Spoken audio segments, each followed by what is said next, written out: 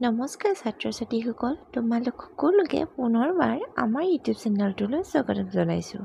আজি আৰম্ভ কৰিছোঁ পেজ নম্বৰ 201 অনুশীলনী। কুৱেশ্যন নম্বৰ 1টো কি দি আছে চোৱা, জীৱৰ কাৰণে বায়ুমণ্ডলৰ প্ৰয়োজন কি? ইয়াৰে উত্তৰটো হ'ব যে বায়ুমণ্ডলে কোনো অঞ্চলৰ বতৰ নিয়ন্ত্ৰণত গুৰুত্বপূৰ্ণ ভূমিকা লয়। পৃথিৱীখনৰ চাৰিওফালৰ বায়ুমণ্ডলে এক নিৰ্দিষ্ট বিন্দুৰ ওপৰলৈ ইয়াৰ উষ্ণতা বাঢ়িবলৈ নিদিয়ে। বায়ুমণ্ডল নথকা হ'লে সূৰ্যৰ ৰশ্মিয়ে পৃথিৱীৰ পৰিধিৰ উষ্ণতা একেবাৰে বৃদ্ধি কৰিলেহেঁতেন যে নৈ, সাগৰ আৰু মহাসাগৰৰ পানী সম্পূৰ্ণভাৱে বাষ্পীভূত হ'লহেঁতেন। মানে ইমান বেছি তাপটো বাঢ়িলেহেঁতেন, আমাৰ যিমানবিলাক পানী আছে নৈ, সাগৰ বা মহাসাগৰৰ গোটেইবিলাক বাষ্পীভূত হৈ গ'লহেঁতেন। আৰু ইয়াত কি দি আছে চোৱা, যে বায়ুমণ্ডলৰ ওজন স্তৰতো এক গুৰুত্বপূৰ্ণ ভূমিকা আছে। সেয়া হৈছে যে ওজন তৰপটোৱে সূৰ্যৰ পৰা অহা অনিষ্টকাৰী অতিবেঙুনীয়া ৰশ্মিবোৰ শোষণ কৰি লয়। অতিবেঙুনীয়া ৰশ্মি শোষণ হোৱাটো পৃথিৱীৰ পানীৰ কাৰণে অতি গুৰুত্বপূৰ্ণ, কিয়নো এই ৰশ্মি বায়ুমণ্ডলত প্ৰৱেশ কৰিলে উদ্ভিদ আৰু জীৱ-জন্তুৰ মাৰাত্মক অনিষ্ট সাধন হ'ব। বায়ুমণ্ডলৰ উষ্ণতাটো যেতিয়া বৃদ্ধিৰ লগে লগে কমি যায়, মানে উষ্ণতাটো কি হ'ব, যেতিয়া যিমান ওখ হৈ যাব সিমান কমি যাব। কিন্তু সমতা মণ্ডল বা ষ্ট্ৰেটোস্ফিয়াৰত আকৌ বাঢ়িবলৈ ধৰে। পৃথিৱীৰ পৰিধিৰ পৰা পানী বাষ্পীভূত হৈ বায়ুমণ্ডলৰ ওপৰলৈ উঠি যায়, শীতল অঞ্চলত ঘনীভূত হয়। ইয়াৰ ফলত ডাৱৰৰ সৃষ্টি হয়। এই ডাৱৰক বতাহে কঢ়িয়াই লৈ যায় আৰু পিছত পানীভাগ বৰষুণ হিচাপে তললৈ আহি যায়। গতিকে বায়ুমণ্ডল নহ'লে জীৱন জীয়াই থাকিব নোৱাৰিব। কুৱেশ্যন নম্বৰ 2টো দিয়া আছে চোৱা, পানী জীৱৰ বাবে প্ৰয়োজন কিয়? ইয়াৰ উত্তৰটো হৈছে যে তলত দিয়া কাৰণবোৰৰ বাবে পানী জীৱৰ বাবে অপৰিহাৰ্য। 1 নম্বৰতে হৈছে পানী নহ'লে জীৱন ধাৰণ অসম্ভৱ।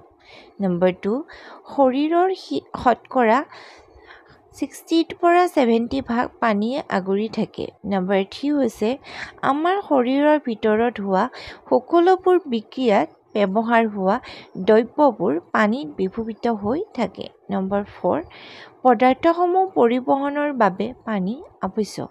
নম্বৰ 5, পানীৰ ঘনত্ব প্ৰ'ট'প্লাজমৰ ঘনত্বৰ সমান। নম্বৰ 6, পানী হৈছে উৎকৃষ্ট দ্ৰাৱক। এইকেইটা বিশেষ কাৰণৰ বাবে পানী জীৱৰ বাবে বিশেষভাৱে প্ৰয়োজন। ছাত্ৰ-ছাত্ৰীসকল, এইবাৰ আহিছোঁ কুৱেশ্যন নম্বৰ 3লৈ। কেনেকৈ জীৱই মাটিৰ ওপৰত নিৰ্ভৰশীল হৈ থাকে? পানীত বাস কৰা জীৱসমূহ মাটিৰ পৰা সম্পূৰ্ণভাৱে আত্মনিৰ্ভৰশীল নে? ইয়াৰে উত্তৰটো হৈছে চোৱা, যে মাটিৰ কাৰ্য কি, মাটিৰ কামনো কি? প্ৰথমটো হৈছে যে উদ্ভিদৰ বৃদ্ধিত মাটিয়ে এক গুৰুত্বপূৰ্ণ ভূমিকা পালন কৰে। উদ্ভিদক প্ৰয়োজনীয় পানী, খনিজ লৱণ মাটিত পোৱা যায়। গতিকে আৰু 2 নম্বৰটো হৈছে উদ্ভিদৰ শিপাই মাটিত খামুচি ধৰি দৃঢ়ভাৱে থিয় হৈ থাকে। মাটি নাথাকিলে সিহঁতে কি হ'ব, থিয় হৈ থাকিব নোৱাৰিব। 3 নম্বৰটো হৈছে যে খাদ্য, শস্য, ঘাঁহ, বন, বিভিন্ন ধৰণৰ উদ্ভিদে মাটিত বংশবৃদ্ধি কৰে, যিবোৰে আমাৰ প্ৰয়োজনীয় খাদ্য যোগান ধৰে। অৰ্থাৎ যিবিলাক গছ-গছনি হয়, আমি তাৰ পৰা কিছুমানৰ পৰা ফল খাওঁ, কিছুমানৰ পৰা শস্য খাওঁ বা কিছুমানক সেই উদ্ভিদজোপাকে খাওঁ। গতিকে সিহঁতে আমাক কি যোগান ধৰে, সিহঁতৰ পৰা আমি খাদ্য পাওঁ। কিন্তু সিহঁতে যদি বংশবৃদ্ধি কৰিব নোৱাৰে, তেতিয়াহ'লে আমি খাদ্য নাপাম। গতিকে ইনডাইৰেক্টলি হ'লেও আমি মাটিৰ লগত জড়িত হৈ আছোঁ। 4 নম্বৰটো হৈছে মাটিৰ ওপৰত স্থলজ প্ৰাণীসমূহে বসবাস কৰি আছে। পানীত বাস কৰা জীৱসমূহ মাটিৰ পৰা সম্পূৰ্ণৰূপে আত্মনিৰ্ভৰশীল নহয়। যিহেতু পানীৰ তলতো মাটি থাকেগৈ, আৰু মাটি যদি একেবাৰে নাথাকে, পানী কোনো কাৰণতে থাকিবই নোৱাৰিব। আৰু সেইকাৰণে পানীত যিখিনি প্ৰাণী থাকে, সিহঁতো মানে সম্পূৰ্ণৰূপে আত্মনিৰ্ভৰশীল নহয়। সিহঁতে সম্পূৰ্ণৰূপে মাটি নোহোৱাকৈ থাকিব নোৱাৰে। এইবাৰ আহিছোঁ কুৱেশ্যন নম্বৰ 4টোত। কুৱেশ্যন নম্বৰ 4টো দি আছে যে বতৰৰ আগলি বতৰা কেনেকৈ পোৱা যায়? মানে বতৰ যে হ'ব তাৰ ভাল হ'ব নে বেয়া হ'ব, ৰ'দ দিব নে বৰষুণ দিব, এইটো বতৰা কেনেকৈ পোৱা যায়?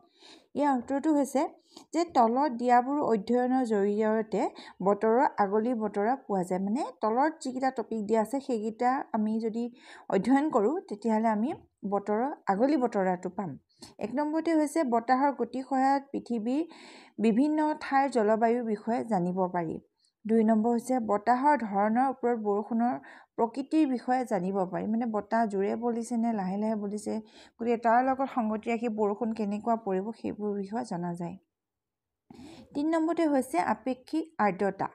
আপেক্ষিক আৰ্দ্ৰতাটো কেনেকুৱা সেইটোৰ ওপৰতো নিৰ্ভৰ কৰি জনা যায়। আৰু 4 নম্বৰটো হৈছে কি মেঘৰ গঠনৰ পৰা, মেঘবিলাক কেনেকৈ হৈছে, কম আছে বেছি আছে, কম থাকিলে বৰষুণ কম হ'ব, বেছি থাকিলে বৰষুণ বেছি হ'ব। এইকেইটা টপিকৰ ওপৰতে আমি বতৰৰ আগলি বতৰাটো পাওঁ। কুৱেশ্যন নম্বৰ 5টো চোৱা। 5টো দিয়া আছে কি মানুহৰ বিভিন্ন কাৰ্যকলাপৰ দ্বাৰা বায়ু, পানী আৰু মাটিৰ ভাগত প্ৰদূষণৰ সৃষ্টি হয়।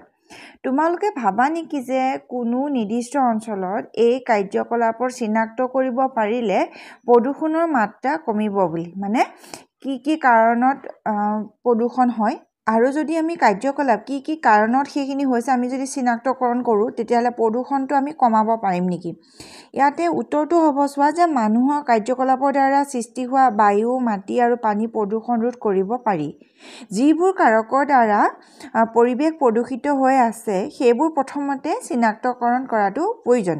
এই কাৰকবোৰৰ ব্যৱহাৰ যদি আমি কমকৈ কৰোঁ তেতিয়াহ'লে প্ৰদূষণৰ মাত্ৰা কমাব পাৰিম। মানে আগে যদি আমি কাৰণটো জানো তেতিয়া আমি প্ৰদূষণটো কমাব পাৰিম, কিন্তু যদি আমি কাৰণটোৱে গম নাপাওঁ তেতিয়াহ'লে আমি প্ৰদূষণটো কেনেকৈ কমাব পাৰিম, হয় নে নহয়?